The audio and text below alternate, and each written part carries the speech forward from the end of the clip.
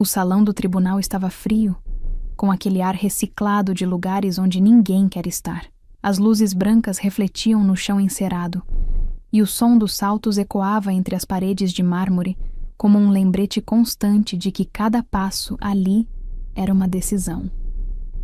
Eu entrei com um uniforme impecável, medalhas presas no peito, cada uma representando uma parte de uma vida que meus pais fingiam não conhecer. Sentei-me no banco reservado às partes e esperei, as mãos firmes sobre os joelhos, o rosto sereno como aprendi a manter em todas as situações. Em tempestades no mar, em audiências militares, em enterros. Nada doía mais do que aquilo. Nem a guerra, nem as ordens absurdas, nem as madrugadas passadas acordada no convés observando o horizonte sem saber se veria o amanhecer. Nada. Quando meu pai levantou, vi o mesmo homem que me ensinou a andar de bicicleta e que um dia segurou minha mão no portão da escola. Mas aquele homem parecia ter morrido há muito tempo. O que estava ali era uma versão endurecida, gélida, vestindo um terno bem passado e uma convicção ensaiada. Ele pigarreou, olhou para o juiz e disse a frase que eu jamais esquecerei, com a mesma naturalidade de quem pede um café. Viemos aqui para acabar com esse trabalho vergonhoso que ela insiste em manter. O ela era eu. O silêncio que se seguiu pareceu expandir o ar ao redor. Minha mãe, ao lado dele, assentiu com um pequeno sorriso de satisfação, orgulhosa. Orgulhosa de me reduzir diante de estranhos, orgulhosa de estar pela primeira vez em um ambiente onde a autoridade deles parecia legítima. Eu não disse uma palavra, apenas endireitei a postura, olhei para a frente e respirei fundo. O juiz, um homem de cabelos grisalhos e olhar cansado, folheava os papéis com o senho franzido. Trabalho vergonhoso, repetiu, quase para si mesmo. Estamos falando de quê, exatamente? Meu pai respondeu firme. Das Forças Armadas. Meritíssimo. Ela escolheu uma vida incompatível com os valores da família. Está exposta a riscos desnecessários. Desonra o nome que carrega.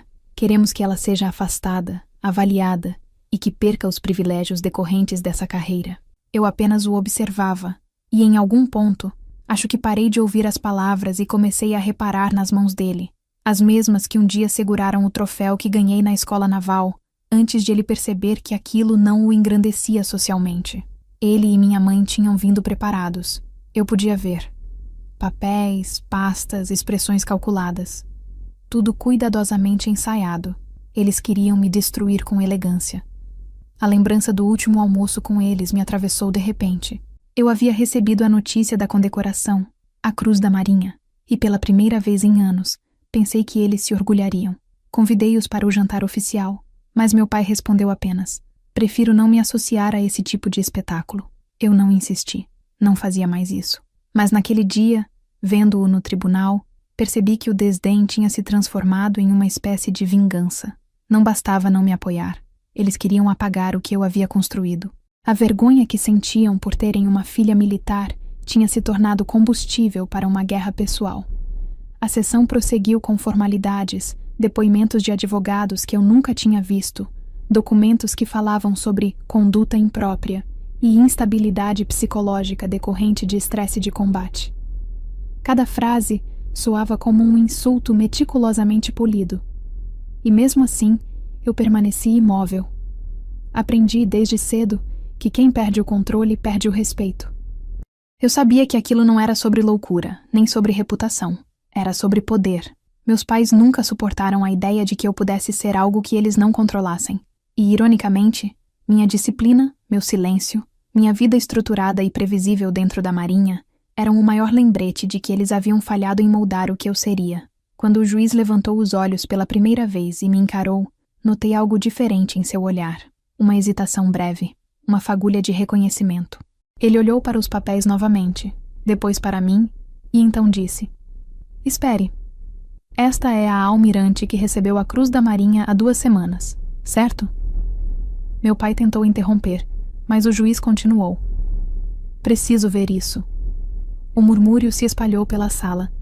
Eu não me movi, mas por dentro, algo antigo começou a se reerguer. Não orgulho, nem raiva, mas a lembrança do valor do meu próprio nome. O juiz folheou mais alguns documentos e suspirou. Senhor e senhora Duarte, a senhora que os senhores chamam de vergonha parece ser uma das mulheres mais condecoradas das Forças Armadas brasileiras. O silêncio que se instalou depois disso não era o mesmo de antes. Era pesado, constrangedor, quase sagrado. Meu pai desviou o olhar. Minha mãe apertou as mãos no colo. O sorriso se desfez. O juiz recostou-se na cadeira, analisando cada um de nós, como se tentasse entender o tipo de família que leva uma filha ao tribunal por servir o próprio país. Continuem, ele disse, mas a voz já não tinha a mesma paciência. Meus pais trocaram olhares, e pela primeira vez vi insegurança no rosto deles. Foi o instante em que percebi que a guerra estava virando, não porque eu disse algo, mas porque naquele tribunal o silêncio começou a trabalhar por mim. Enquanto o advogado deles falava, eu lembrava dos anos em que tentei ser a filha perfeita, os boletins sem notas baixas, as medalhas trazidas da academia, os uniformes sempre impecáveis nas visitas de fim de semana. Nada bastava. Eu era sempre agressiva, difícil, muito parecida com homens. E ali estavam eles, na frente de um juiz, transformando essa velha narrativa em um processo judicial. Era quase poético e triste. Tudo o que construí fora da sombra deles agora era motivo para me destruírem publicamente. O juiz pediu um intervalo. Todos se levantaram. Meus pais foram para o corredor, cochichando com o advogado. Eu fiquei. Permaneci sentada, olhando para o brasão da República pendurado na parede atrás do assento do juiz. Aquilo sempre me deu um senso de propósito. Servir o país era minha forma de existir sem pedir permissão. Naquela pausa silenciosa, pensei em quantas vezes fui chamada de fria, de insensível, de mulher impossível de amar. E percebi o quanto essas palavras haviam sido úteis. Serviram para me blindar, para me manter de pé em lugares onde até homens desmoronaram. Eles achavam que estavam me envergonhando, mas o que faziam era revelar o quanto nunca me conheceram. Quando o juiz voltou, algo mudou em seu tom. Ele começou a questionar detalhes das acusações, pediu provas, relatórios oficiais, documentos médicos. Tudo que meus pais apresentaram era subjetivo, vago, baseado em impressões e comentários. Eu fiquei observando cada resposta deles desmoronar, cada expressão tensa denunciando a fragilidade da história. O advogado tentava sustentar a farsa, mas o juiz parecia cada vez mais impaciente. Vocês realmente acreditam que alguém condecorado com a Cruz da Marinha seria mentalmente incapaz? Perguntou com ironia. Meu pai abriu a boca, mas nenhuma palavra saiu. Naquele instante, algo em mim se partiu, não de dor, mas de libertação. A menina que um dia buscou o olhar de aprovação do pai simplesmente deixou de existir. Eu já não queria que eles me entendessem, queria apenas que me deixassem viver. Quando a sessão foi suspensa e todos começaram a sair, o juiz me chamou discretamente. Almirante Duarte, disse, não sei o que há por trás disso tudo, mas o país precisa de gente como a senhora. Mantenha-se firme. Eu agradeci, com a mesma serenidade com que aprendi a agradecer por ordens difíceis. Saí da sala sem olhar para trás. Meus pais estavam ao fundo, ainda discutindo com o advogado. Passei por eles como quem atravessa um campo minado, com cuidado, mas sem medo. Do lado de fora, o sol da tarde batia forte, e por um momento, senti o peso do uniforme nas costas como se fosse uma armadura. Aquele tribunal não era o fim. Era o começo de uma batalha muito mais antiga, a que eu vinha travando desde o dia em que decidi não ser o que esperavam. O mundo civilizado chamava de audiência de interdição. Eu chamava de a primeira vez que me viram inteira. O dia do tribunal ficou preso na minha cabeça por semanas, como um eco que volta sempre que o ambiente fica silencioso demais. Mas aquele não era o começo da história. Era o desfecho de algo que começou há muito tempo, quando eu ainda não sabia o que significava carregar o próprio nome com dignidade. Cresci em uma casa onde as aparências eram mais importantes do que a verdade. Meu pai, engenheiro civil respeitado, homem de fala mansa e olhar controlado, tinha uma reputação construída sobre títulos, jantares formais e fotografias cuidadosamente escolhidas para revistas locais. Minha mãe, professora de etiqueta, acreditava que a função de uma filha era estender o legado social dos pais, ser uma extensão elegante de tudo o que eles achavam ser sucesso. Eu, no entanto, desde cedo, parecia uma peça fora do molde. Lembro de uma tarde em que voltei da escola com o joelho ralado e um sorriso enorme, contando que tinha ganhado a corrida de revezamento. Meu pai olhou para o ferimento antes de olhar para mim. Não é assim que uma moça se comporta, disse. Você parece um menino suado. Foi a primeira vez que percebi que, na nossa casa, a alegria era uma espécie de vergonha. Eu aprendi a esconder meus impulsos, a andar devagar, a falar baixo. Mas por dentro, algo pulsava diferente. Quando eu ouvia aviões passando, sentia uma força que eu não sabia nomear. Quando via uniformes nas paradas do Dia da Independência, meu coração batia mais rápido. Eu não sonhava com vestidos ou casamentos. Sonhava com horizontes, com navios, com liberdade. Aos 17 anos, quando anunciei que prestaria o concurso para a escola naval, o silêncio na sala de jantar foi mais violento do que qualquer grito. Minha mãe pousou os talheres. Meu pai encostou a mão na mesa, e o olhar dele, firme e cansado, carregava mais decepção do que raiva. Você quer virar homem? Ele perguntou, como se aquilo fosse a única explicação possível. Eu tentei explicar que não se tratava de ser homem, mas de servir. Ele riu, curto, como quem escuta uma piada sem graça. Servir é para quem não tem ambição. Essa frase me acompanhou por anos, como um fantasma sussurrando toda vez que eu olhava para o mar. No começo, eles fingiram que era só uma fase. Quando passei na prova, minha mãe entrou em negação. Você não vai aguentar, dizia.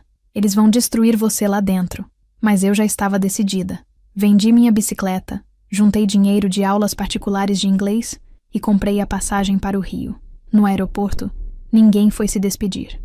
Apenas a empregada da casa, Dona Nair, me abraçou e colocou um escapulário no bolso. Leva com você, menina. A vida lá fora é dura, mas o mar é justo. A vida na escola naval foi dura de um jeito que nem Dona Nair imaginava. Os primeiros meses foram um teste constante de resistência física e mental. Dormíamos 4 horas por noite, comíamos rápido, corríamos até os músculos gritarem, mas eu nunca reclamei.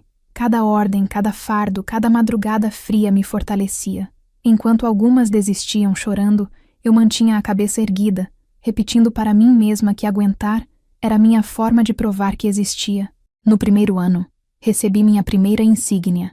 Enviei uma foto para meus pais, na esperança de arrancar deles uma palavra de orgulho. A resposta demorou 3 dias.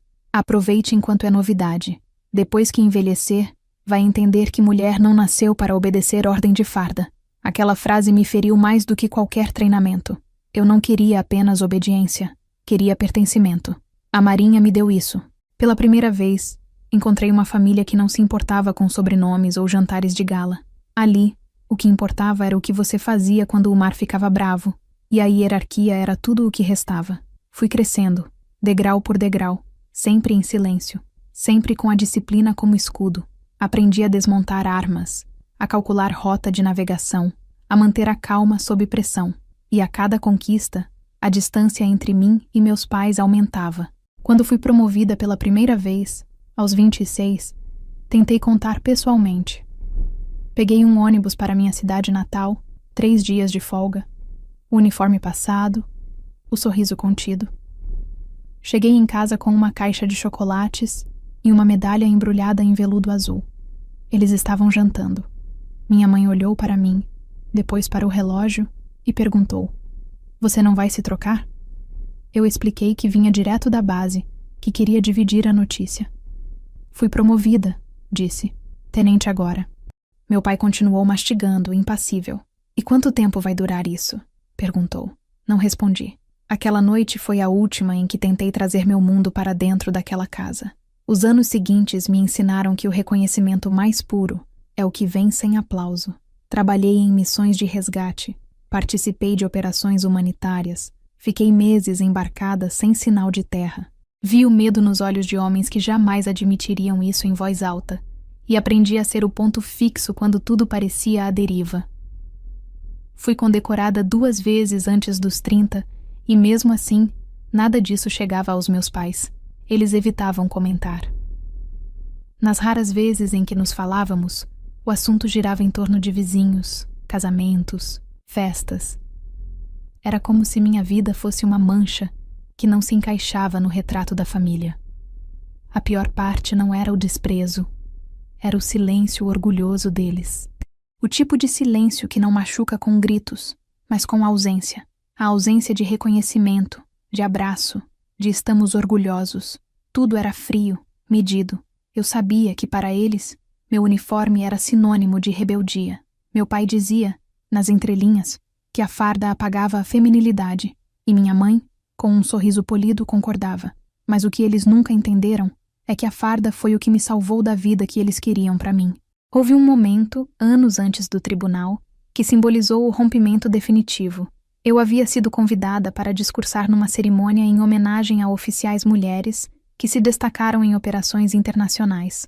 Meu nome estava em destaque nos jornais. Enviei o convite para meus pais, sem expectativa. No dia do evento, quando olhei para a plateia, reconheci apenas rostos desconhecidos. Foi ali que percebi, de uma vez por todas, que a vergonha que eles diziam sentir por mim não era pela farda, era pela minha independência. A partir daí, aprendi a existir sozinha. Construí minha própria rotina, meus próprios rituais de sobrevivência. Quando a saudade vinha, eu a tratava como uma tempestade. Deixava que passasse. Nunca deixei que me derrubasse. Talvez por isso, no tribunal, eu tenha conseguido manter a calma. Eu já vinha ensaiando aquele tipo de frieza desde os 17 anos. Quando eles disseram trabalho vergonhoso, eu ouvi ecos de todas as frases que me lançaram ao longo da vida. Você não vai conseguir, você vai se arrepender. Mulher nenhuma devia viver assim. O tribunal apenas deu cenário a uma guerra que sempre foi doméstica. Agora, olhando para trás, entendo que eles nunca tentaram me proteger. Tentaram me deter. E há uma diferença enorme entre uma coisa e outra. Proteger é ato de amor. Deter é ato de controle. Eles queriam uma filha que decorasse boas maneiras, não uma que comandasse homens em alto mar. Mas, ironicamente, foi essa filha, a vergonha da família, que carregou o nome Duarte para o lugar mais alto que ele já esteve. Eu costumava achar que era impossível nascer de novo estando viva, mas naquele tribunal percebi que já tinha renascido muitas vezes antes. Cada vez que subi num navio, cada vez que recebi uma ordem e a cumpri sem hesitar, cada vez que aguentei o desprezo deles e ainda assim segui em frente, eu morri um pouco da filha e nasci mais da mulher, a mulher que eles tentaram apagar e que o juiz, sem saber, acabaria revelando ao mundo no dia em que me chamou de almirante. Dizem que o mar ensina silêncio, que ele molda as pessoas da mesma forma que molda a pedra, lentamente, com paciência e constância. Acho que foi isso que aconteceu comigo. Ao longo dos anos, fui me tornando mais parecida com ele, firme por fora, em movimento por dentro. Depois que deixei para trás o peso da aprovação dos meus pais, mergulhei de vez na carreira. Entrei na Marinha com um propósito que nem eu sabia explicar completamente, mas que sentia pulsar a cada manhã em que acordava antes do sol. Era como se eu estivesse finalmente em casa, mesmo quando estava a milhares de milhas da costa. Comecei como aspirante, aprendendo tudo, e quando digo tudo, é tudo mesmo. Da rotina dos convéses à leitura de mapas, da disciplina do corpo à da mente. O mar não perdoa distração, e os instrutores também não. Eu não tinha sobrenome que abrisse portas, nem parentes em cargos altos. Então aprendi a conquistar respeito com competência. A cada ordem cumprida, a cada erro corrigido, a cada vigília em que permanecia acordada quando todos dormiam, eu me tornava alguém mais sólida, menos vulnerável. Quando minha turma foi designada para o primeiro treinamento de sobrevivência em alto mar, lembro de ter passado 48 horas flutuando em um bote inflável com apenas um cantil de água e um rádio que não funcionava. Alguns choraram, outros reclamaram. Eu apenas esperei. O mar me olhava de volta e, pela primeira vez, senti que ele me aceitava. Quando voltei daquela missão, o comandante da base me chamou. Você tem o tipo de fibra que não se ensina, ele disse, me entregando um distintivo. Eu não respondi. Apenas bati continência e saí da sala com o coração pesado, não por cansaço, mas por saber que aquele reconhecimento seria mais um silêncio dentro da minha casa. Naquela época, ainda tentava compartilhar pequenas vitórias com meus pais. Escrevia cartas, contava sobre operações, sobre o ritmo da vida militar, sobre o que aprendia todos os dias. As respostas vinham frias, quando vinham. Uma vez, minha mãe escreveu apenas: tente descansar. Essa vida deve envelhecer muito. Com o tempo, aprendi a não esperar. Subi de posto, uma promoção depois da outra, enquanto via colegas desistirem ou se perderem em politicagens. Eu me mantive fiel à rotina, ao dever e àquilo que chamava de código interno. Nunca pedir mais do que se pode merecer. Nunca aceitar menos do que se constrói. Aos 32, já comandava uma equipe de operações logísticas. Fomos enviados para o litoral nordestino, após uma série de deslizamentos de terra que isolaram comunidades inteiras. Eu vi de perto a destruição, a fome, o medo. Dormimos em tendas improvisadas, alimentando crianças com rações militares. E quando uma tempestade ameaçou o acampamento, passei a noite acordada, ajudando a manter as barracas presas com cordas e pedras. No dia seguinte, ninguém comentou o esforço. Na Marinha, cumprir o dever não é virtude, é obrigação. E talvez por isso eu me sentisse tão à vontade ali. Era um lugar onde ninguém esperava que você sorrisse o tempo todo, apenas que fizesse o que precisava ser feito. Foi depois dessa operação que minha foto saiu pela primeira vez em um jornal. Eu não sabia. Um colega me mostrou a matéria, com a manchete: "Oficial comanda missão de resgate e evita a tragédia". Eu olhei para a imagem. Meu rosto coberto de lama, o cabelo preso sob o capacete, o olhar firme, e sorri de leve. Enviei o recorte pelo correio para meus pais, sem bilhete, sem comentário. Semanas depois, recebi um envelope de volta. Dentro, o jornal dobrado e uma anotação de meu pai: "Isso não é vida para uma mulher". A partir dali, parei de tentar. A família se tornou uma lembrança longínqua, uma espécie de porto que não existe mais no mapa. O mar virou meu único espelho. Cada missão era um passo a mais longe deles, mas um passo mais perto de mim. Aos 35, fui chamada para compor a equipe de coordenação de frotas. Um cargo de confiança, raramente ocupado por mulheres. Quando entrei na sala de reuniões pela primeira vez, senti o olhar de surpresa de alguns oficiais mais velhos. Alguns me chamavam de senhora, com um sorriso que soava mais como deboche do que respeito. Eu aprendi a ignorar. Palavras nunca me afundaram. Eu sempre fui atingida por silêncios. Foi nessa época que recebi meu primeiro convite para discursar em um seminário internacional sobre liderança naval. Passei noites preparando aquele discurso. Falei sobre estratégia, disciplina e o papel das mulheres nas forças armadas modernas. Quando terminei, uma jovem aspirante me abordou com os olhos marejados e disse: "Achei que não existisse espaço para nós lá". Aquilo me fez entender o peso da representatividade, não como bandeira, mas como responsabilidade. Cada vez que eu subia de posto, alguém atrás de mim acreditava mais. Mas a ascensão tem um preço, e o meu foi o isolamento. A hierarquia cria respeito, mas também distância. Havia momentos em que eu me sentia cercada de gente e, ainda assim, completamente só. Os almoços eram protocolares, as conversas controladas, os olhares medidos. Às vezes, nas poucas horas de descanso, eu me pegava olhando para o celular, pensando em ligar para casa. Mas a lembrança da última conversa bastava para me conter. Meu pai dissera, numa ligação breve, que ainda dava tempo de desistir e começar uma vida de verdade. Aquilo se repetia como uma faixa de rádio com interferência. O tempo passou, e com ele, as promoções vieram. Eu já tinha aprendido a lidar com o poder, sem me deixar corroer por ele. Nunca usei meu posto para humilhar, mas também nunca abaixei a cabeça. E então veio a condecoração. A Cruz da Marinha. Uma das mais altas honrarias que um oficial pode receber. Fui indicada por mérito em uma operação internacional em cooperação com forças de outros países, após coordenar uma evacuação de emergência que salvou dezenas de vidas durante uma tempestade no Atlântico. A cerimônia seria em Brasília, com autoridades, imprensa e familiares. Eu quase não acreditava. Depois de anos de esforço, suor e silêncio, finalmente havia um reconhecimento que extrapolava relatórios e hierarquias. Enviei o convite para meus pais, mais por formalidade do que esperança. No dia da cerimônia, vesti o uniforme cerimonial, ajeitei o cap e subi ao palco sob o som do hino. O comandante leu meu nome em voz alta: Almirante Ana Duarte, pela bravura, disciplina e excelência em comando. O auditório aplaudiu. Eu olhei para a plateia. Não os vi. No lugar deles, um vazio elegante, fileiras ocupadas por pessoas que celebravam os próprios, enquanto o assento reservado à minha família permanecia intacto, como uma ferida aberta. Depois da cerimônia, jornalistas vieram me entrevistar. Falaram sobre o simbolismo, sobre ser mulher, sobre liderança. Eu respondi com calma, como sempre fiz, mas dentro de mim algo se partiu. Era a constatação de que nada, absolutamente nada, Do que eu conquistasse mudaria o olhar que meus pais tinham sobre mim. Voltei para a base naquela noite, sentei na cabine do navio e fiquei observando as luzes distantes da costa.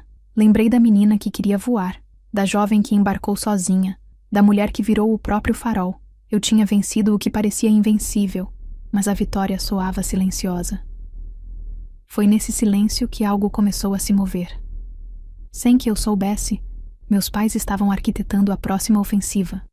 Um advogado conhecido da família, especializado em causas civis, havia mencionado a eles que poderiam solicitar uma avaliação psicológica judicial sob a alegação de incapacidade emocional causada por trauma militar.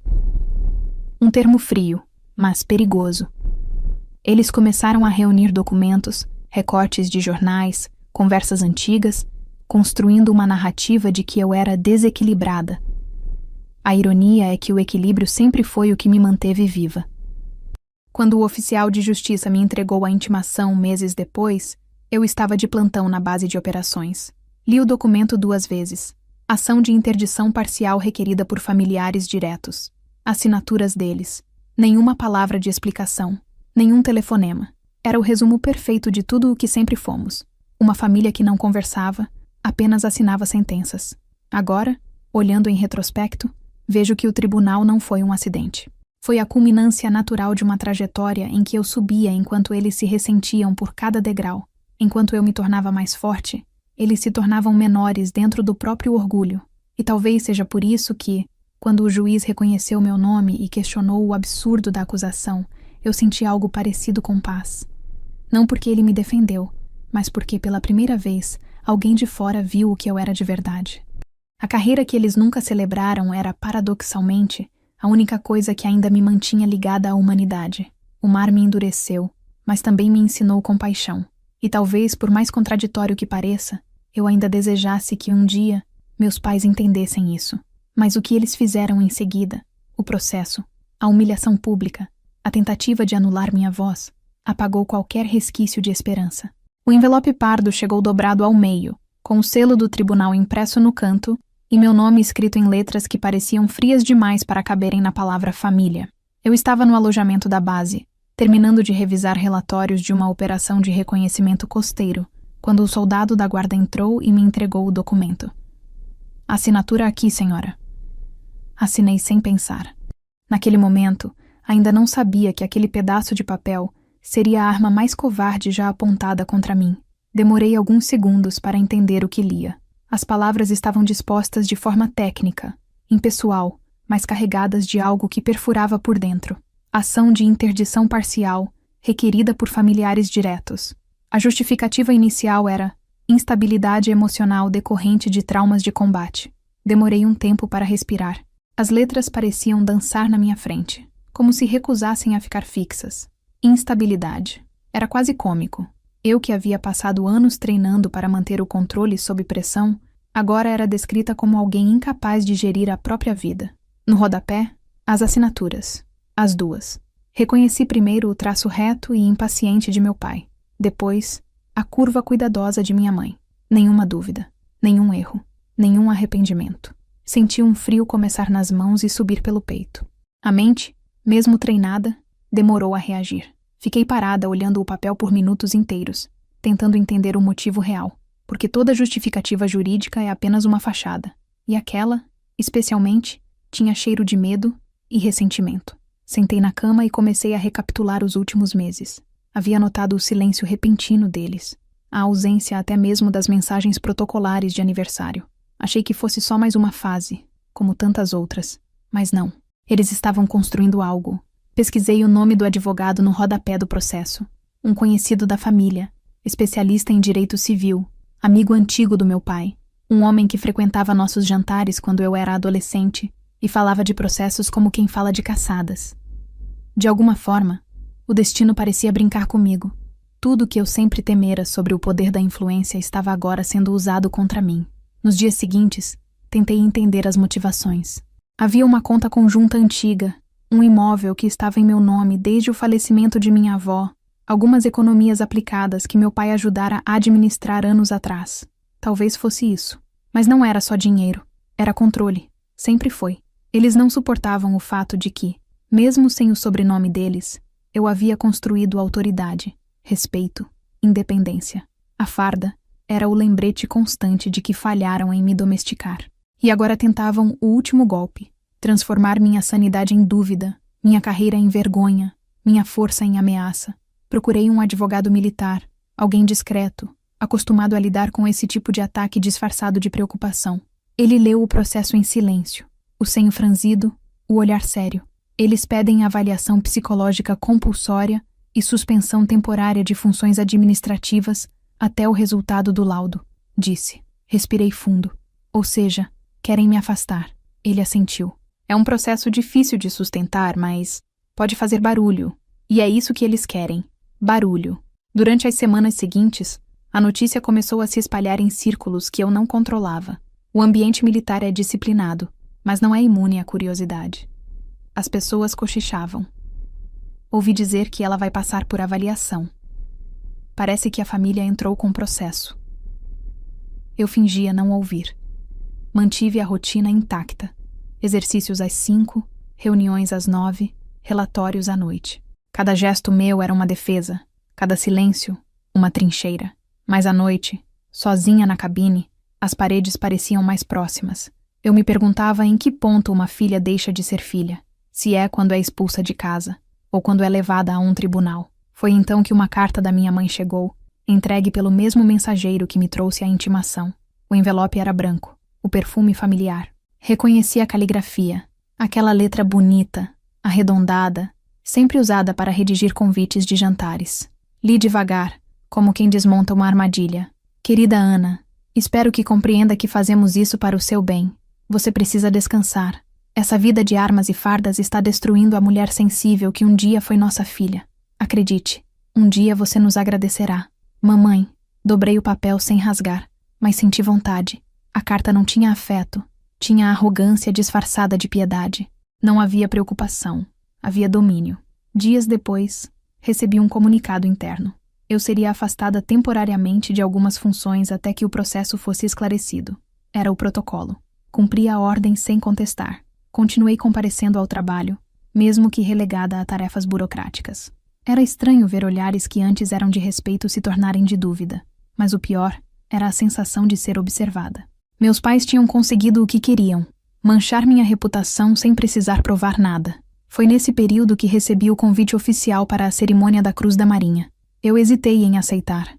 Parte de mim queria desaparecer, mas outra parte, aquela que o mar moldou, sabia que recuar seria dar razão a eles. Fui, e o resto você já sabe. O tribunal, as palavras frias, o juiz reconhecendo o meu nome, a verdade surgindo onde eles tentaram plantar vergonha. Mas antes daquele dia, houve semanas de silêncio absoluto. O tipo de silêncio que se infiltra como água entre as frestas, corroendo aos poucos o que resta de confiança.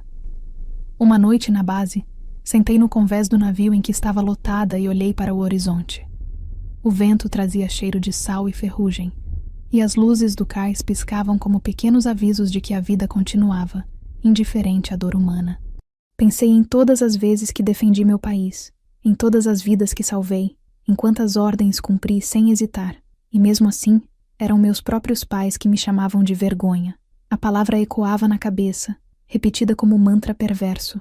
Eles queriam me destruir publicamente para se sentirem limpos. A vergonha não era o que eu fazia, era o que eles viam quando olhavam para mim. A medida cautelar determinava uma audiência preliminar para ouvir as partes.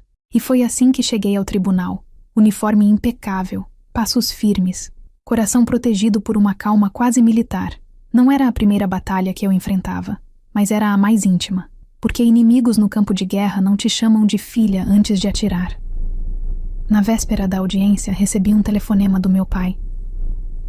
A voz dele era calma demais, o tipo de calma que só vem de quem se acha no direito de decidir pelo outro. Você ainda pode evitar isso, Ana. Basta assinar a renúncia à carreira e nos autorizar a gerenciar seus bens temporariamente. Assim, tudo termina rápido. Fiquei em silêncio. Ele insistiu. Não é uma derrota. É um recomeço. Para você. Para nós.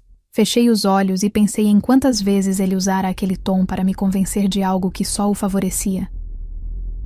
Eu já recomecei, pai. Respondi. Só que vocês nunca perceberam. Ele respirou fundo e desligou. Nenhum adeus. Nenhuma hesitação. A noite anterior à audiência foi longa.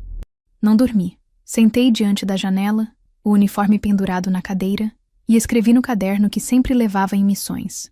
Eles querem que eu prove que sou estável. Mal sabem que aprendi a não desabar mesmo quando tudo afunda. Fechei o caderno, respirei fundo e decidi que não choraria. Na manhã seguinte, o tribunal me pareceu mais frio do que qualquer madrugada no mar. As luzes, o eco dos passos, os olhares curiosos, tudo era uma espécie de campo de batalha civilizada. Quando o juiz entrou e meus pais se levantaram para fazer a acusação, eu já não era a filha deles. Era uma oficial sob ataque. Uma mulher que aprendera que o silêncio é uma arma poderosa. E quando o juiz descobriu quem eu era, quando pronunciou o título que eles fingiam ignorar, algo dentro de mim se reorganizou. Não por orgulho, mas por justiça.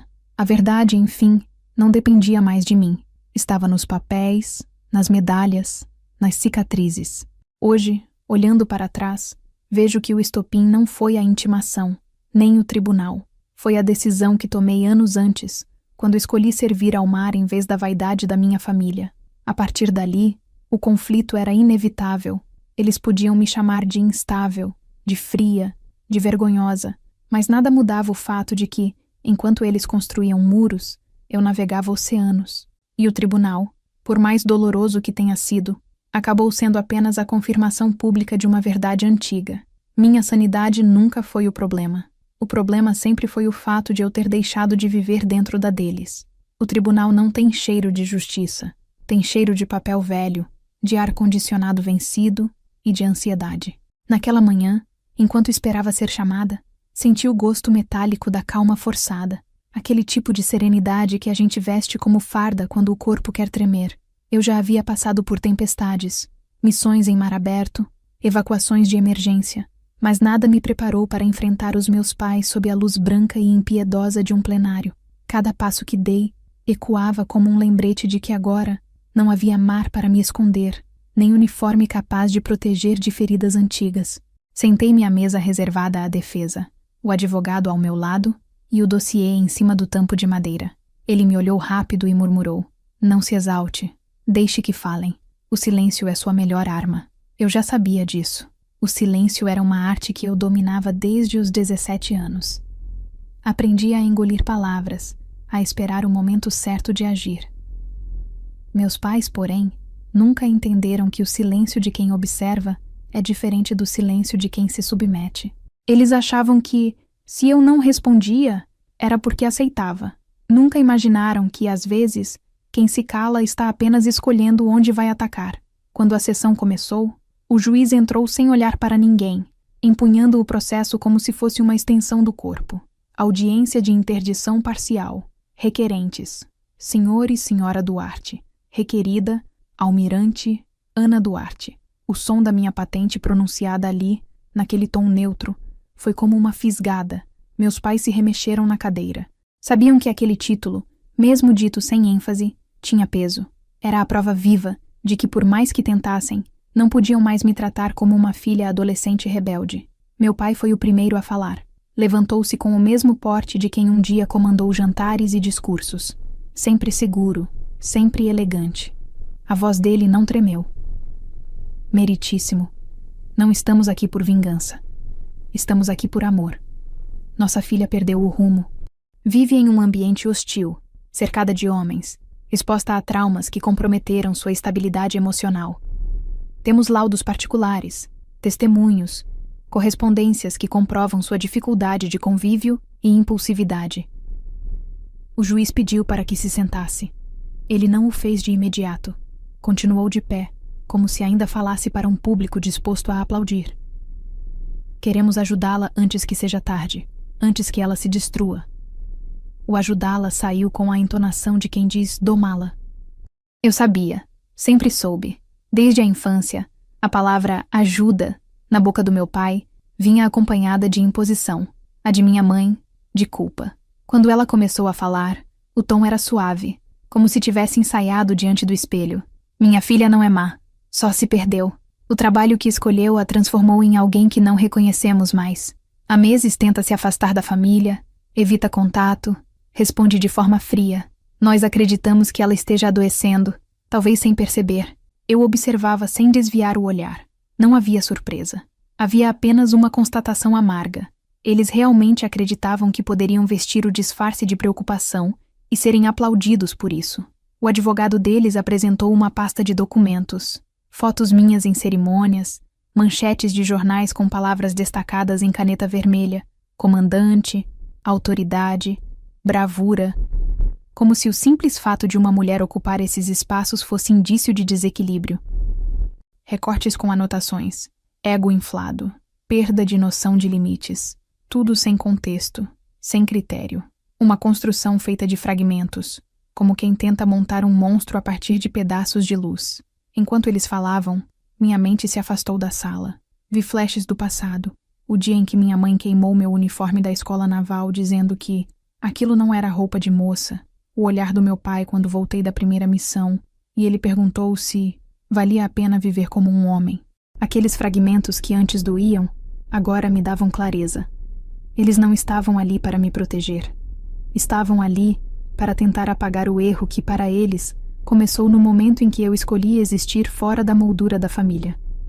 Quando chegou minha vez de falar, o advogado tocou meu braço discretamente, um gesto de aviso. Eu balancei a cabeça. Não precisava. O juiz me olhou. Almirante, a senhora gostaria de se manifestar? Respirei fundo. Não, meritíssimo. Prefiro ouvir. O murmúrio na sala foi quase imperceptível, mas senti. Meu pai se virou para mim, confuso, esperando uma explosão. Não veio. Eu apenas ajeitei o cap, mantive o olhar fixo no juiz e deixei que o silêncio fizesse o que as palavras não fariam. O juiz prosseguiu com perguntas técnicas, analisou documentos, questionou inconsistências.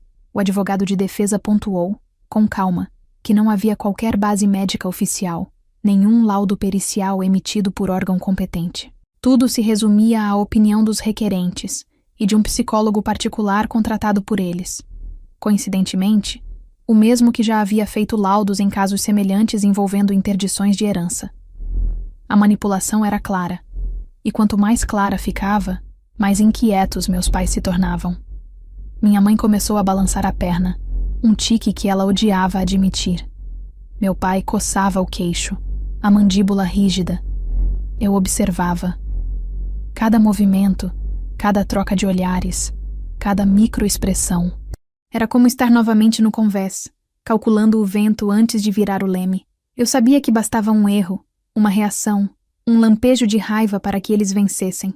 Tudo o que queriam era me ver perder o controle. Era isso que sustentaria o discurso deles sobre instabilidade. E foi aí que decidi que meu silêncio seria minha resposta. A cada acusação, a cada insinuação, eu apenas respirava fundo e anotava. Não olhei para eles, não devolvi olhares, não provoquei gestos. Quando minha mãe começou a chorar, eu continuei impassível, e esse foi o momento em que percebi algo mudar na sala. O choro, que em outras circunstâncias despertaria compaixão, soou ensaiado. O juiz franziu o senho. A advogada de apoio social, sentada à lateral, digitava rápido demais, como quem anotava inconsistências. A encenação começava a desmoronar. Depois de 2 horas de audiência, o juiz pediu intervalo. Meus pais se aproximaram de mim, talvez esperando algum confronto. Eu continuei sentada. Você não vai falar nada? Meu pai perguntou. Sua voz era baixa, mas o tom ainda carregava autoridade. Eu apenas respondi, nada que vocês mereçam ouvir. Ele ficou imóvel, surpreso por não encontrar mais a filha que recuava. Minha mãe tentou suavizar. Ana, é só para o seu bem. Eu olhei para ela e disse, sem elevar o tom, eu já vi o bem de vocês, e ele quase me destruiu. Ela recuou. Quando voltamos à sala, o juiz ainda folheava os papéis. Pediu que todos se sentassem. Foi então que aconteceu algo que jamais esquecerei. Ele olhou para mim com expressão curiosa e disse, antes de continuar, gostaria de confirmar uma informação. A senhora é a mesma almirante Duarte homenageada pela Cruz da Marinha há 3 semanas? Meu advogado confirmou. O juiz recostou-se, olhou para meus pais e balançou a cabeça. É interessante que uma pessoa considerada instável tenha comandado uma operação reconhecida por toda a corporação e elogiada até por autoridades internacionais. O silêncio que se seguiu foi quase tangível. Meus pais ficaram imóveis, o olhar perdido. O juiz pediu para ver a documentação da condecoração. Entreguei a cópia. Ele leu em voz alta parte da ata da cerimônia. Por conduta exemplar, liderança em campo e bravura em situações de risco extremo. Cada palavra era uma pá de terra sobre a narrativa que meus pais haviam construído. O juiz olhou para eles e disse com voz calma: talvez o problema aqui não seja a sanidade da requerida, mas a dificuldade dos senhores em lidar com a independência dela. Meu pai tentou se explicar, mas o juiz levantou a mão, pedindo silêncio. Chega, já entendi o suficiente. O processo será analisado conforme os protocolos, mas adianto que, até o momento, nada justifica as medidas solicitadas. O som do martelo batendo na madeira soou como um disparo. Meus pais empalideceram. E pela primeira vez em muito tempo, senti pena, não de mim, mas deles, porque percebi que estavam sendo obrigados a encarar diante de estranhos o que sempre tentaram esconder, que a filha que desprezaram havia vencido sem precisar da aprovação deles. A audiência terminou. Saí em silêncio, os saltos ecoando pelo corredor. Meu advogado falava algo, mas eu não ouvia. Caminhei devagar, como quem retorna de um campo de batalha depois da vitória. Do lado de fora, o sol era forte, quase cruel. A brisa quente bateu no rosto e senti o peso da farda aliviar. Pela primeira vez, não como um escudo, mas como uma segunda pele. Mais tarde, já em casa, sentei na varanda e escrevi no meu caderno. O silêncio não é ausência de voz, é estratégia. Porque foi exatamente isso que aconteceu no tribunal. Eles me atacaram com palavras, e eu venci com ausência. Eles vieram armados de acusações, e eu os desarmei com serenidade. Descobri que, às vezes, a vingança mais implacável é não reagir. É deixar que o outro se afogue na própria narrativa. No dia seguinte, minha mãe me ligou. Eu atendi. Você nos humilhou, ela disse. A voz trêmula, ofendida. Eu respirei fundo. Não, mãe. Vocês se humilharam sozinhos. Eu só fiquei quieta o suficiente para deixarem o mundo ouvir. Ela não respondeu. Apenas desligou. E pela primeira vez desde a infância, o silêncio que se seguiu não me pesou. Foi leve, quase libertador. O instante em que o juiz pronunciou meu nome completo com o título de almirante foi como o primeiro som de um trovão antes da tempestade. O ar dentro do tribunal pareceu mudar de densidade. Aquelas paredes, que antes aprisionavam a minha voz, de repente começaram a trabalhar a meu favor. Ele disse calmamente, como quem lê algo em voz alta apenas para se certificar. Almirante Ana Duarte, Cruz da Marinha, correto? Houve uma pausa breve, mas carregada de eletricidade. Meu advogado confirmou com um aceno silencioso, e foi como se, por um instante, todos ali tivessem esquecido o motivo da audiência. O juiz ajustou os óculos, folheou os papéis à sua frente e encontrou o anexo que o advogado da defesa havia incluído. A ata da cerimônia oficial, assinada por autoridades, com o brasão da Marinha no topo. Ele leu em voz alta um trecho, e cada palavra soava como uma resposta às acusações que meus pais haviam passado semanas tentando construir. Por sua conduta exemplar, liderança em campo e bravura em situações de risco extremo, a oficial Ana Duarte é condecorada com a Cruz da Marinha. A voz dele ecoou na sala, e por um instante, até o ruído do ar-condicionado pareceu se calar. Olhei para meus pais. Meu pai havia perdido a rigidez. O maxilar travado de antes agora tremia, quase imperceptível. Minha mãe mantinha o olhar fixo no chão, as mãos unidas sobre o colo, apertando os dedos com tanta força que as articulações ficaram brancas. Nenhum dos dois se atreveu a dizer nada. Aquele documento, que para mim representava uma vida inteira de sacrifícios e vigílias, agora era o que destruía a narrativa deles. Não precisei me defender. O juiz fez isso por mim, não por piedade, mas por dever. Ele leu mais alguns parágrafos, mencionando datas, locais e relatórios de operações internacionais. Quanto mais lia, mais a atmosfera na sala mudava. O tom de dúvida cedia lugar à admiração. E o que antes era uma audiência fria, começou a parecer um reconhecimento público, ainda que involuntário, daquilo que meus pais passaram a vida tentando negar. Eu era boa no que fazia, muito boa. Quando terminou a leitura, o juiz me encarou. A senhora confirma essas informações? Assenti. Sim, meritíssimo. Ele pousou a caneta, recostou-se e disse: É curioso como algumas pessoas confundem determinação com desequilíbrio. Vejo aqui uma trajetória impecável. A senhora assumiu postos de comando, foi elogiada por superiores e nunca apresentou qualquer registro disciplinar. Difícil conciliar isso com a narrativa apresentada pelos requerentes. Ele olhou para meus pais, e o silêncio que se instalou depois foi quase cruel. Meu pai tentou reagir, ainda se agarrando à retórica que o sustentava desde sempre. Meritíssimo, conquistas profissionais não apagam a deterioração emocional. Há comportamentos estranhos. O juiz arqueou a sobrancelha. Estranhos? Poderia exemplificar? Meu pai pigarreou, olhou para o advogado, depois para o chão. Ela evita contato, mantém distância da família, é fria. O juiz não disfarçou o ceticismo. Manter distância de quem a processa por ser quem é me parece mais sensato do que insano, Sr. Duarte. Minha mãe tentou intervir, a voz embargada. Nós só queríamos o melhor para ela. O juiz apoiou os cotovelos na mesa. Não parece, senhora. Parece que queriam moldá-la à imagem que os senhores têm de perfeição. O tribunal não serve para isso. A cada palavra dele, sentia um peso se desprendendo das minhas costas. Era como se, pela primeira vez, alguém traduzisse aquilo que eu carregava em silêncio há anos. Ele pediu para que me aproximasse.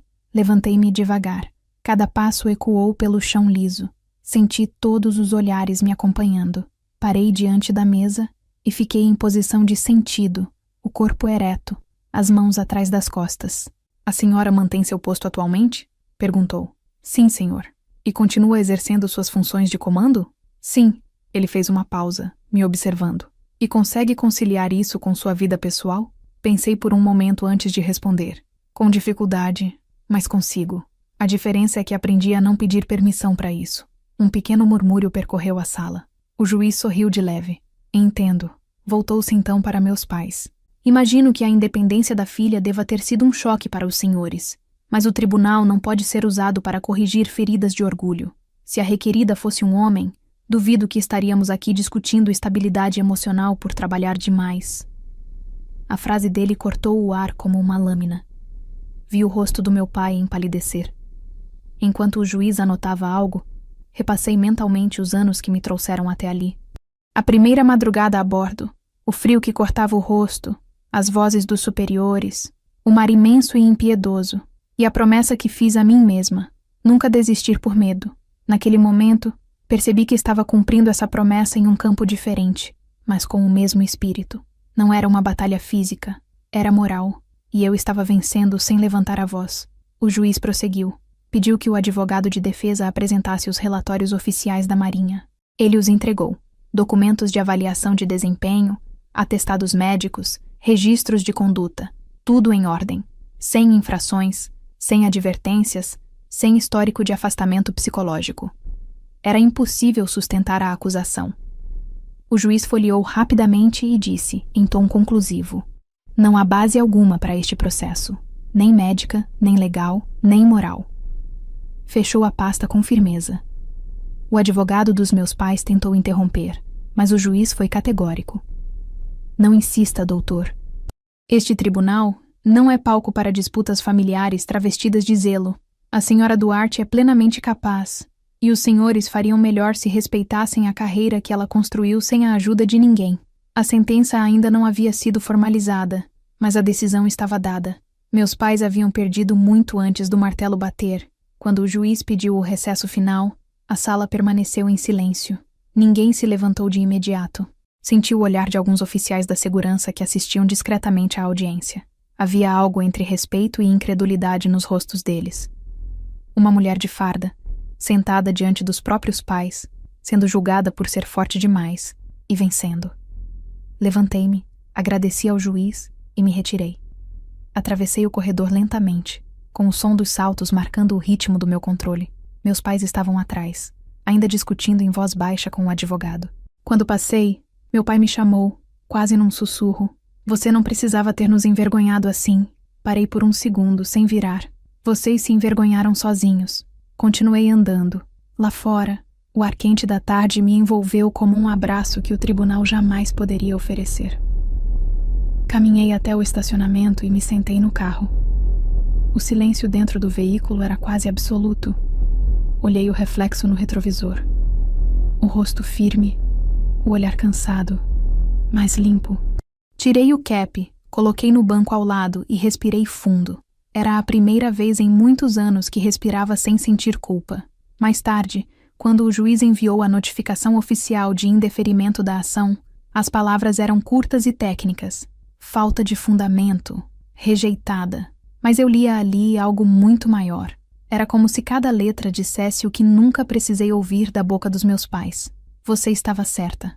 Nos dias que se seguiram, o caso repercutiu em círculos que eu não controlava. Alguém da equipe jurídica vazou parte do processo e jornalistas começaram a comentar discretamente sobre a almirante acusada pela própria família. A curiosidade pública se misturava à indignação. Alguns me procuraram para dar entrevistas, mas recusei. Não precisava transformar dor em manchete. Meu silêncio continuava sendo minha defesa e agora também minha dignidade. No entanto, soube que meus pais começaram a receber olhares nas ruas, comentários velados em jantares, convites cancelados. A reputação social, que sempre foi o altar deles, começava a ruir. Ironia do destino. Passaram a vida tentando proteger o sobrenome e acabaram destruindo-o com as próprias mãos. À noite, em casa, abri meu caderno e escrevi apenas uma frase. A verdade não grita, apenas espera. E foi exatamente isso que aconteceu. Eu não precisei provar quem era. Bastou existir. O juiz apenas confirmou o que o tempo já sabia. Não há maior estabilidade do que a de quem aprendeu a suportar o próprio silêncio. Quando fechei o caderno, olhei para a condecoração sobre a mesa. A cruz da Marinha brilhava sob a luz do abajur, refletindo uma linha dourada que cortava o escuro. Era mais do que um símbolo. Era um espelho. E naquele reflexo, vi a mulher que um dia fui obrigada a esconder para sobreviver, e que agora, finalmente, existia inteira, sem precisar pedir licença a ninguém. Nos dias que se seguiram ao julgamento, o silêncio deles foi a primeira forma de rendição. Nenhuma ligação, nenhuma mensagem, nem mesmo o e-mail protocolar que meu pai costumava enviar quando queria parecer civilizado depois de uma briga. Eu sabia que não se tratava de arrependimento. Era apenas o silêncio do orgulho ferido, aquele que precede a tentativa de reescrever os fatos. Sempre foi assim na minha família. Quando a verdade não servia, eles mudavam a versão. Só que desta vez, a versão não lhes pertencia mais. Estava nos autos, registrada, assinada, arquivada. Uma mancha formal em um histórico social que eles haviam passado décadas polindo. 2 dias depois da audiência, a imprensa local publicou uma nota discreta sobre o caso. Nada sensacionalista, apenas uma menção em uma coluna jurídica. Juiz indefere ação de interdição por falta de fundamento. Ré é almirante condecorada pela Cruz da Marinha. 3 linhas. 3 linhas bastaram para que o castelo de aparência que meus pais construíram começasse a ruir. Amigos começaram a telefonar para entender o que havia acontecido. Convites para eventos foram cancelados. E em poucas semanas, eles se tornaram o assunto preferido das rodas que tanto prezavam. A vergonha que quiseram me impor se voltou contra eles, multiplicada. Enquanto isso, eu mantinha minha rotina. Voltei à base como se nada tivesse acontecido. O comandante me chamou em sua sala, perguntou se eu precisava de licença, de tempo, de resguardo. Agradeci e recusei. Prefiro manter a disciplina, respondi. Ele entendeu. O trabalho, mais uma vez, foi minha âncora. As missões, os relatórios, os horários rígidos. Cada minuto ocupado era um modo de não pensar. Mas o mundo civil não deixava o passado quieto. Repórteres começaram a rondar. Colegas comentavam discretamente nos corredores. Alguns vinham me parabenizar pela coragem. Outros apenas observavam com curiosidade. Aprendi a suportar os olhares como quem enfrenta ondas repetidas. Se mantemos o foco no horizonte, elas passam sem nos derrubar. Meu pai, porém, não suportava o tipo de exposição que não podia controlar. Soube, por conhecidos, que ele tentou culpar o advogado, dizendo ter sido mal orientado. Depois, culpou minha mãe, alegando que tudo foi ideia dela. O orgulho dele não permitia admitir que a iniciativa de me destruir partira dos dois, em perfeita parceria. Eu podia imaginá-los na sala de estar, cercados de móveis caros e fotografias cuidadosamente emolduradas, tentando reorganizar a narrativa para que a vergonha tivesse um culpado conveniente. E pela primeira vez, percebi o quanto eram frágeis. Toda a autoridade que exerciam vinha de um teatro sustentado pela aprovação dos outros. Sem plateia, não havia peça. Um mês depois, recebi uma carta, não manuscrita, impressa, formal, assinada pelos dois. Pedimos desculpas se nossas ações causaram constrangimento. Nossas intenções foram mal interpretadas. Esperamos que o tempo reconcilie o que a incompreensão afastou. Li 3 vezes. Não havia um pedido de perdão, apenas a tentativa de diluir a culpa em palavras neutras. Era a mesma retórica de sempre, a negação elegante da responsabilidade. Dobrei o papel e arquivei junto com os documentos do processo. Não por rancor, mas por método. Guardei como se guarda uma prova. As semanas seguintes foram de reconstrução silenciosa. Eu voltava às madrugadas frias de treino, às reuniões táticas, ao cheiro de óleo e ferro das embarcações. A marinha me recebia sem perguntas. Ali, ninguém queria saber de família, apenas de competência. E foi essa normalidade que me salvou. Ainda assim, algo dentro de mim mudara. Eu já não olhava o mundo da mesma forma. Cada gesto, cada palavra, cada relação era filtrada pela consciência de que até o amor pode ser usado como arma. Mas o destino, irônico como sempre, decidiu que eu veria a farsa desmoronar até o fim. Certo dia, ao sair da base, encontrei uma repórter à minha espera.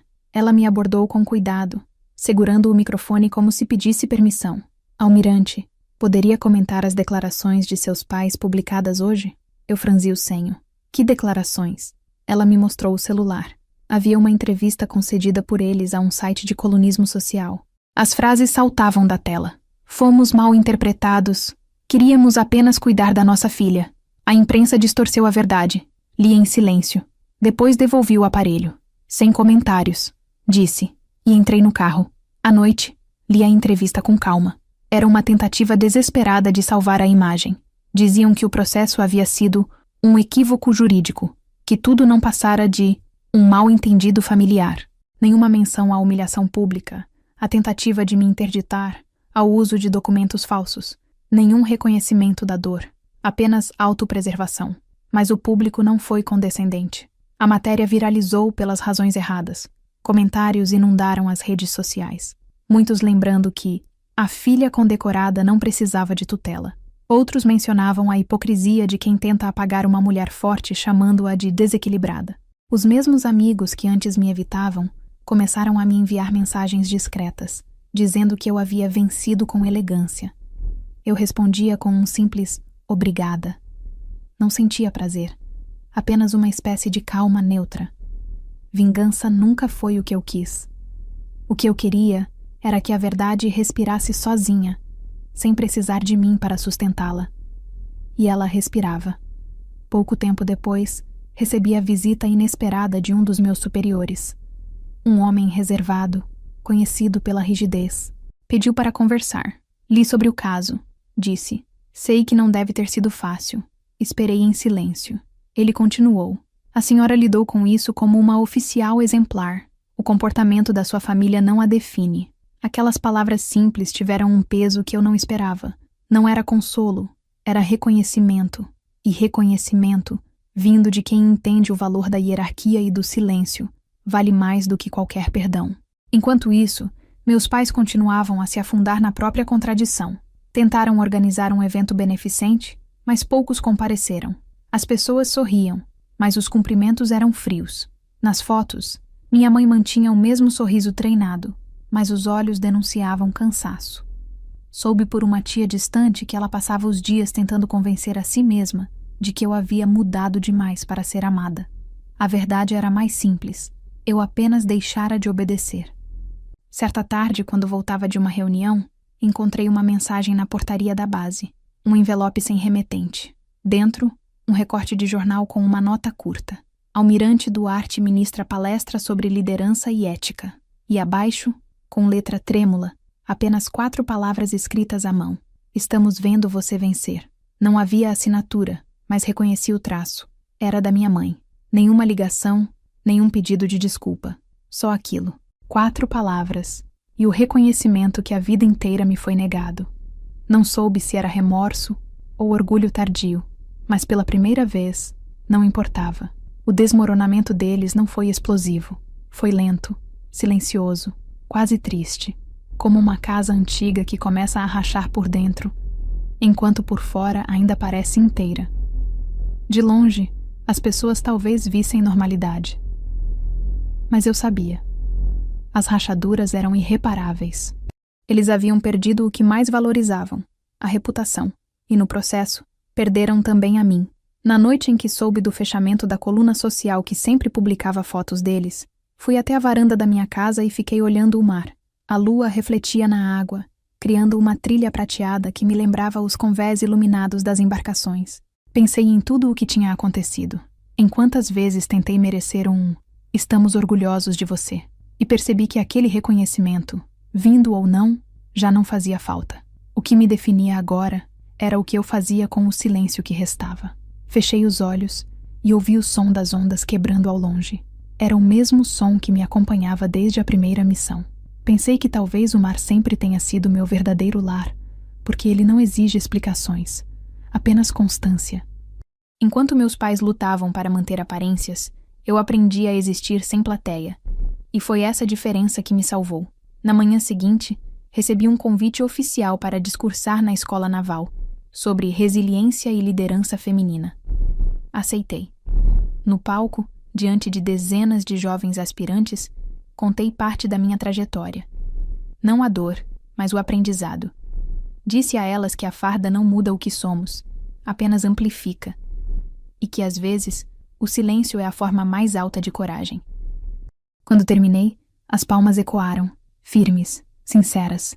Senti que cada som ali compensava todos os silêncios de uma vida. Voltei para casa exausta, mas leve. Peguei o caderno e escrevi. A farsa deles acabou, mas a minha verdade está só começando. Fechei e guardei na gaveta.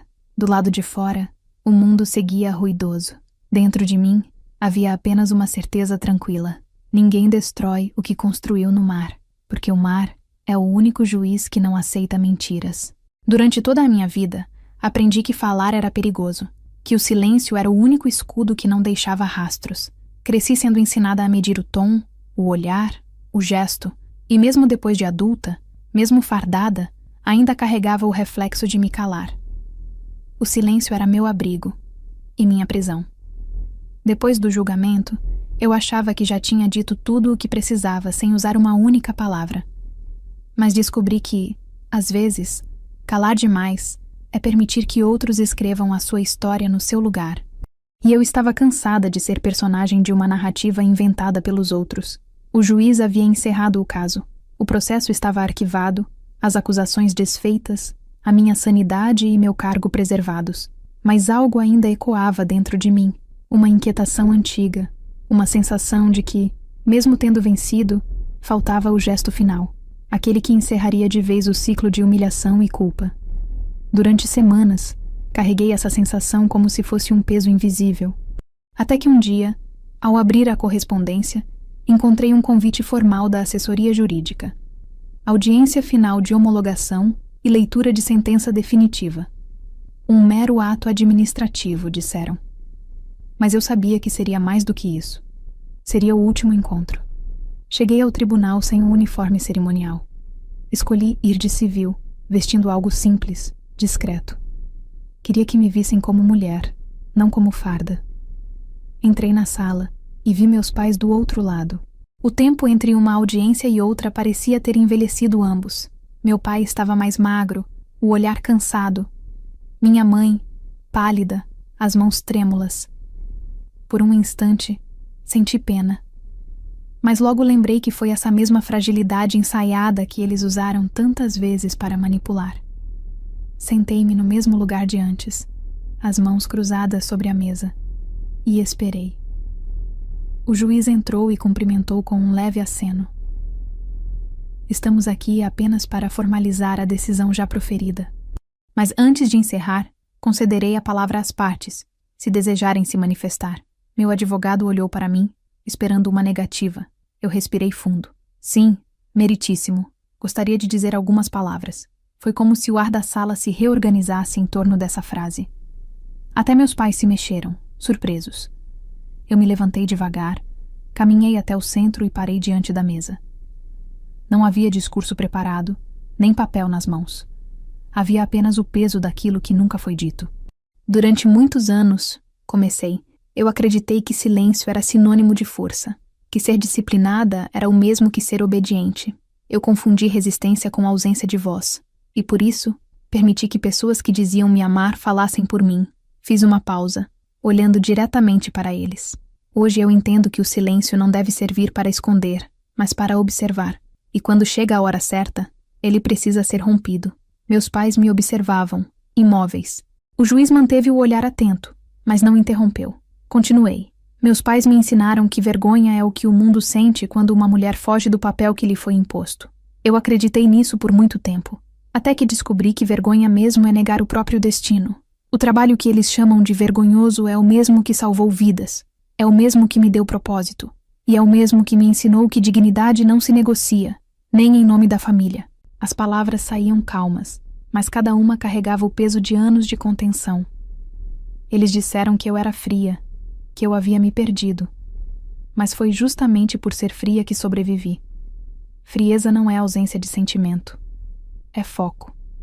Eu precisei congelar as lágrimas para não afundar junto com as culpas que tentaram me impor. E agora, finalmente, entendo que não fui eu quem se perdeu. Fui apenas quem saiu do caminho que eles traçaram, e o traçado deles sempre terminava no mesmo lugar. Obediência. O juiz fez um gesto para que eu prosseguisse. Eu respirei fundo. Não falo isso por vingança. Falo porque por muito tempo tive medo de abrir a boca. E medo, meritíssimo, é uma forma de prisão. Meus pais tentaram me interditar legalmente, mas o que realmente queriam era interditar minha autonomia. Eles confundiram proteção com posse e cuidado com controle. Eu não os odeio por isso. Eu só me recuso a continuar sendo filha de uma ideia do que eles achavam que eu devia ser. A sala estava silenciosa. O som das canetas cessou, os murmúrios desapareceram. Continuei. Sei que eles acreditam lá no fundo que fizeram o que acharam certo, mas existe uma diferença entre o certo e o conveniente. E nesse caso, o certo sempre foi me deixar ser quem eu sou. O que me trouxe até aqui não foi rebeldia, foi vocação. O mar me ensinou que tudo que tenta se manter imóvel apodrece. Eu preferi me mover. Meu pai baixou a cabeça. Minha mãe começou a chorar, mas dessa vez o choro não me atingiu. Era como assistir a uma peça repetida, e pela primeira vez, não sentir nada. Durante toda a minha vida, continuei, fui tratada como uma extensão da vaidade dos meus pais. Quando escolhi algo que não cabia nessa moldura, deixei de ser filha para me tornar inimiga. Hoje, não venho aqui como inimiga de ninguém. Venho como alguém que finalmente entende que não precisa mais ser perdoada por existir diferente. Olhei para o juiz, que observava em silêncio. Meritíssimo. Não há lei que obrigue um filho a se curvar à vergonha dos pais. A única herança que realmente carrego deles é a força de resistir. O resto, eu deixo aqui. E então me virei para o meu pai. O Senhor me ensinou a não falhar. E por ironia, me chamou de falha quando deixei de obedecer. Mas quero que saiba que eu não falhei. Eu apenas parei de tentar caber na sua ideia de sucesso. Depois, olhei para minha mãe. A senhora sempre me disse que mulher precisa ser delicada. Eu aprendi que delicadeza também é ter coragem de encarar quem tenta te apagar. O juiz fez um gesto breve, indicando que poderia encerrar. Mas antes que eu voltasse ao meu lugar, ele falou: Almirante, agradeço por suas palavras. Não é comum que uma audiência termine com tanta dignidade. E voltando-se para meus pais, acrescentou: Os senhores têm algo a dizer? Eles ficaram em silêncio. Pela primeira vez, o silêncio era deles. E foi então que entendi. Aquele era o verdadeiro veredito. Não o que estava no papel, mas o que o tempo havia decretado. A inversão completa das vozes. Voltei a me sentar, o corpo leve, o coração firme. Quando o juiz bateu o martelo e encerrou a sessão, senti uma paz que não era de vitória, mas de conclusão. O som do martelo ecoou dentro de mim como um fechamento simbólico de décadas. Eu não precisava mais provar nada, nem vencer ninguém. A única batalha que ainda restava era a de continuar sendo fiel a mim mesma. Na saída, meu pai se aproximou. Não disse nada. Apenas me olhou. E naquele olhar, não havia mais raiva, apenas vazio. Minha mãe tentou tocar meu braço, mas eu dei um passo atrás. Não por rancor, mas por instinto. A distância entre nós agora era o espaço da minha liberdade. Caminhei para fora do tribunal sem olhar para trás. O sol lá fora era quente, quase abrasador. Pela primeira vez em muitos anos, senti que o calor me pertencia. Mais tarde, ao chegar em casa, tirei os sapatos, sentei na varanda e fechei os olhos. O vento trazia cheiro de maresia, mesmo estando longe da costa. Talvez fosse só lembrança. Peguei o caderno que sempre carregava e escrevi. Falei, enfim, e não precisei gritar. Fechei as páginas devagar.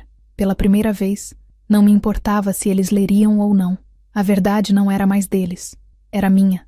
O silêncio que se seguiu não foi o da omissão, nem o da resignação. Foi o silêncio de quem já disse tudo o que precisava. E nesse silêncio novo, limpo, quase sereno, percebi que a minha voz, que por tantos anos foi contida, agora existia dentro de mim com a mesma força das ondas que me formaram.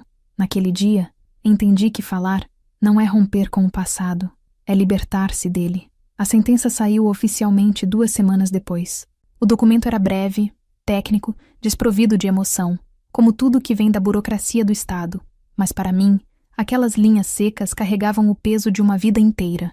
A requerida demonstra plena capacidade civil e mental, exercendo funções de alta responsabilidade. Indeferido o pedido. Custas processuais e honorários advocatícios atribuídos aos autores. Era o fim.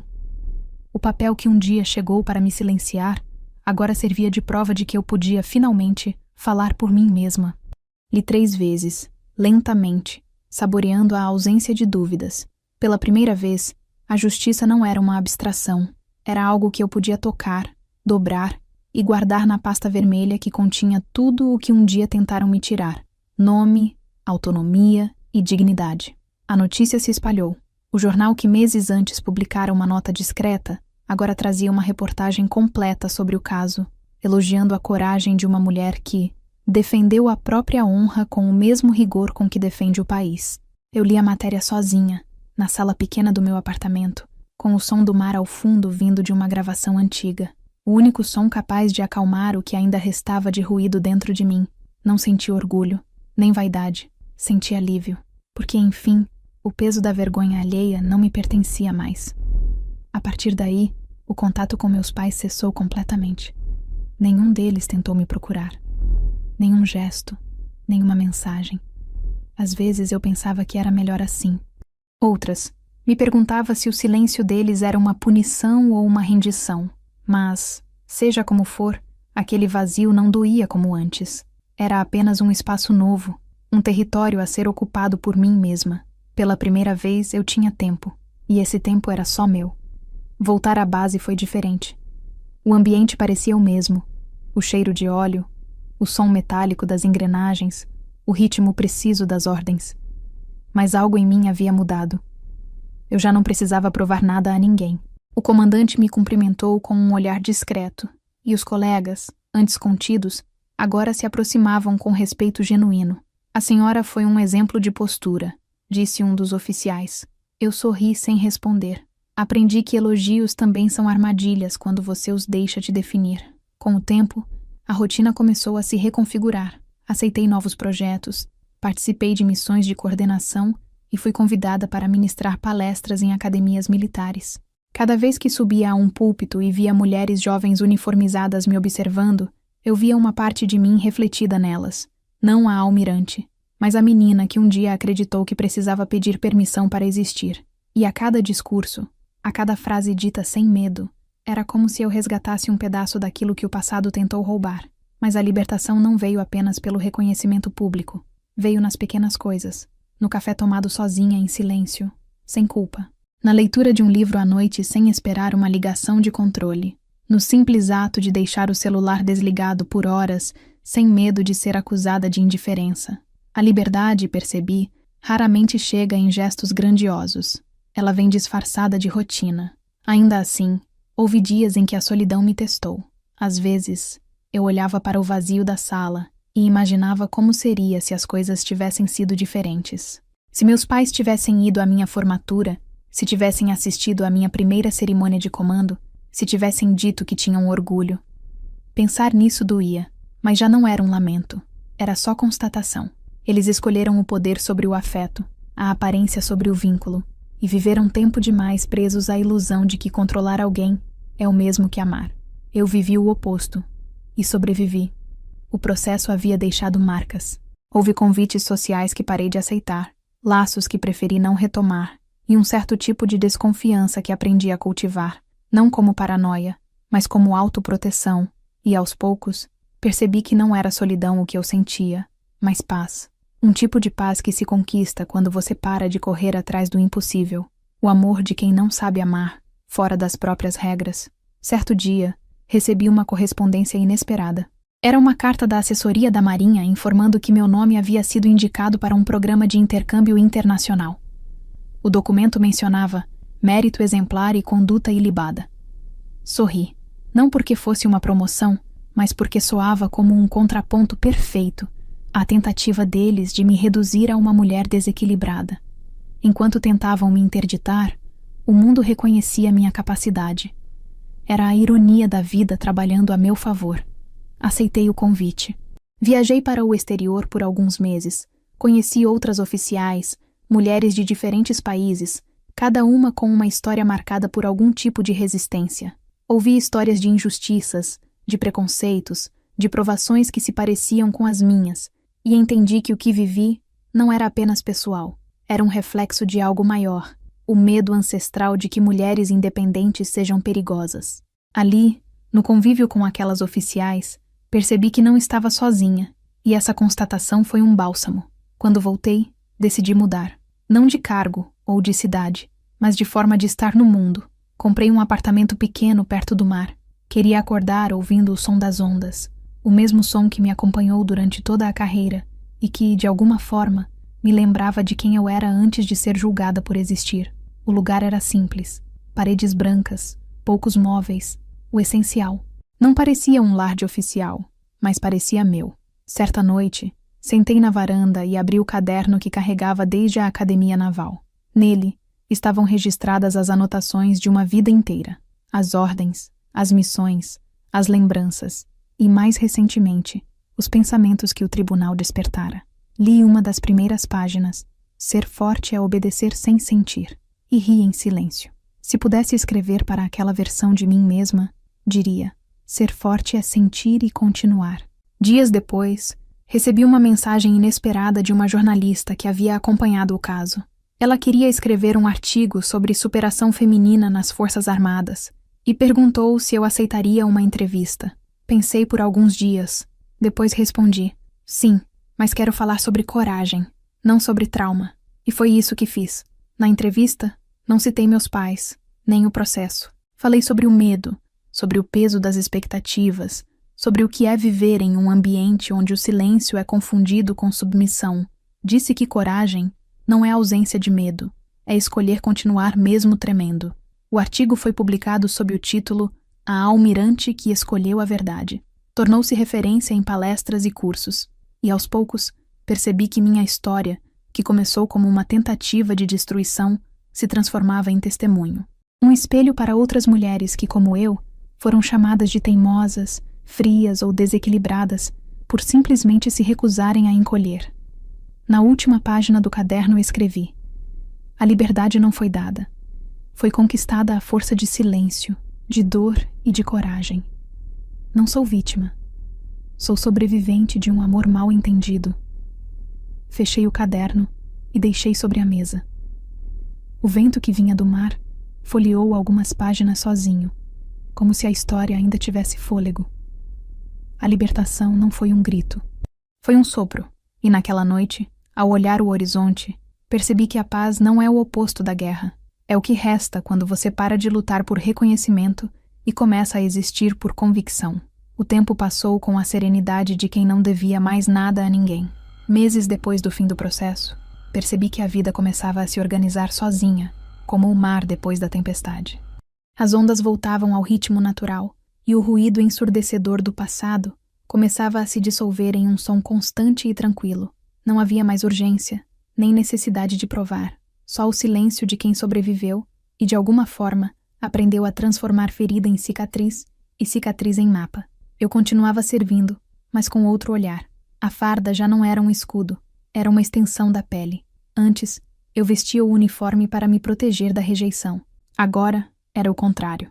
Eu o usava para me lembrar do que conquistei. As missões tornaram-se diferentes, não porque mudaram as ordens, mas porque mudou a forma como eu as via.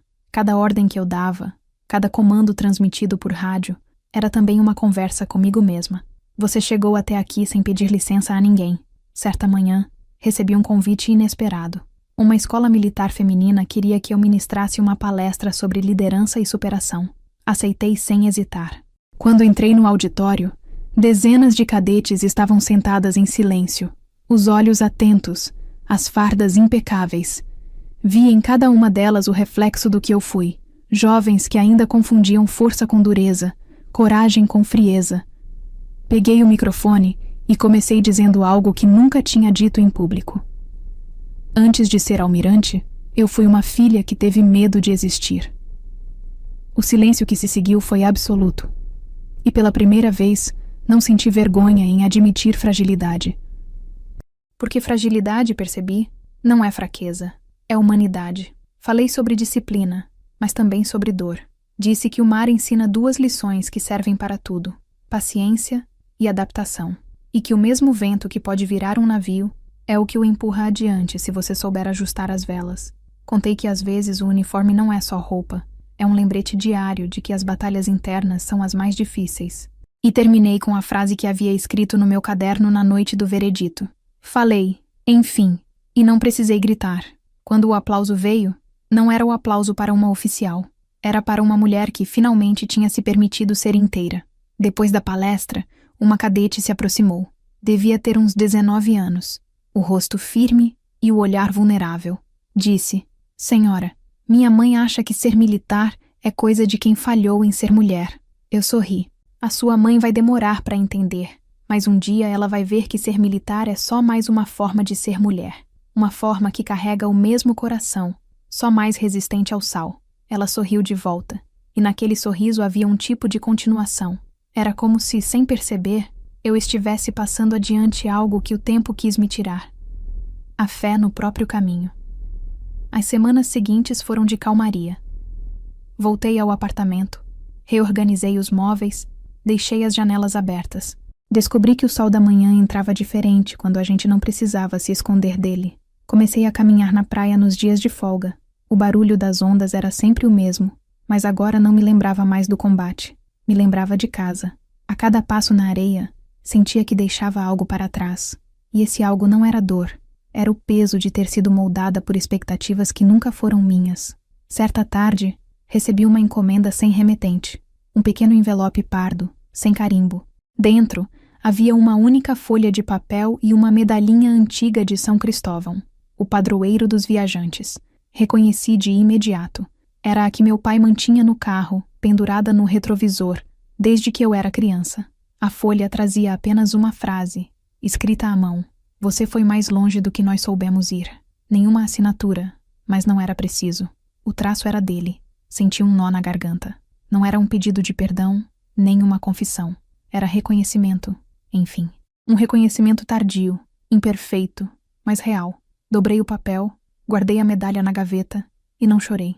Só fiquei ali, em silêncio, sentindo que talvez, pela primeira vez, meu pai tivesse me enxergado sem tentar me consertar. À noite, escrevi no caderno. O perdão não é um ato, é um cansaço. Um dia a gente simplesmente para de lutar contra o que foi. E percebi que era isso. Eu já não queria revanche, nem justificativas. Eu só queria viver. E viver naquele momento significava voltar a ser quem eu era antes de tentar ser perfeita. Comecei a pintar. Nada grandioso. Telas pequenas, paisagens marinhas, o tipo de coisa que acalma as mãos. Passei a frequentar um grupo de veteranas aposentadas. Mulheres que, como eu, haviam dado tudo de si e agora aprendiam a viver sem uniforme. Ríamos, lembrávamos histórias, compartilhávamos silêncios. E nessas tardes tranquilas, eu descobria que ainda havia muito o que sentir. O apartamento se tornou um santuário.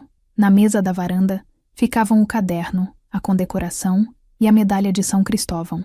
Às vezes eu as observava juntas, os símbolos de duas linhagens que sempre estiveram em guerra, a que me criou e a que eu escolhi.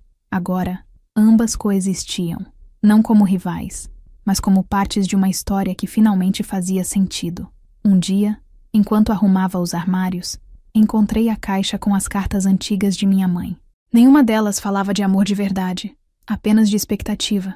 Comporte-se, não envergonhe a família, seja exemplo.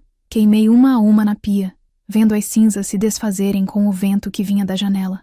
Não chorei, nem sorri. Era um ritual, um modo de limpar o ar, de abrir espaço para o que viria.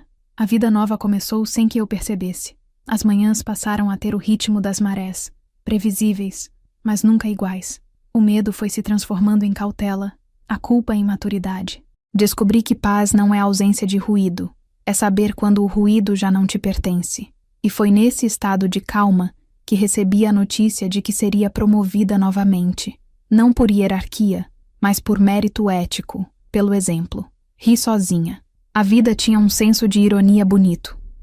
Na noite da nova cerimônia, vesti o uniforme de gala. O mesmo que um dia simbolizou tudo o que meus pais odiavam. Mas agora, ele era só meu. Entrei no auditório sob aplausos, cumprimentei colegas e superiores, recebi a medalha e quando o apresentador anunciou Almirante Ana Duarte, símbolo de coragem, dignidade e integridade, eu respirei fundo e olhei para o público. No meio da multidão, vi 2 rostos familiares. Meus pais, discretos, sentados nas últimas fileiras. Não havia sorrisos, nem lágrimas. Só uma presença quieta, quase pedindo perdão com os olhos. Eu não me levantei para cumprimentá-los. Mas também não desviei o olhar. Bastou o silêncio entre nós para dizer tudo. Quando a cerimônia acabou, caminhei sozinha até o cais. O vento soprava forte, mas não frio. As luzes refletiam na água, e por um instante, o mundo pareceu suspenso, como se tudo o que vivi convergisse para aquele momento de quietude. Toquei a condecoração presa ao peito e pensei em tudo que ela representava. Não era sobre vitória, nem sobre poder. Era sobre sobrevivência. Sobre o direito de existir, sem ser moldada pelo medo. Fechei os olhos e respirei fundo. O mar devolveu o mesmo som que ouvi pela primeira vez quando ainda era cadete. Só que agora soava diferente. Não como chamado, mas como despedida. E entendi. A mulher que começou essa história querendo provar que merecia ser vista, já não precisava provar nada. Ela era vista. Por ela mesma. Voltei para casa caminhando devagar. O uniforme ainda nos ombros. O cabelo solto. A mente leve. Ao chegar, sentei na varanda. Abri o caderno e escrevi a última frase. Por tantos anos acreditei que a farda era minha identidade. Hoje sei que era apenas o reflexo da minha coragem, porque antes de ser almirante, eu aprendi a ser mulher. Fechei o caderno, deixei-o sobre a mesa e olhei o horizonte. O céu, tingido de vermelho pelo pôr do sol, parecia um medalhão aberto. E ali, entre o barulho das ondas e o sopro do vento, percebi que o fim da guerra não era a vitória, era o recomeço. Porque o verdadeiro renascimento não acontece quando o mundo te aplaude. Acontece quando, finalmente, você aplaude o próprio silêncio.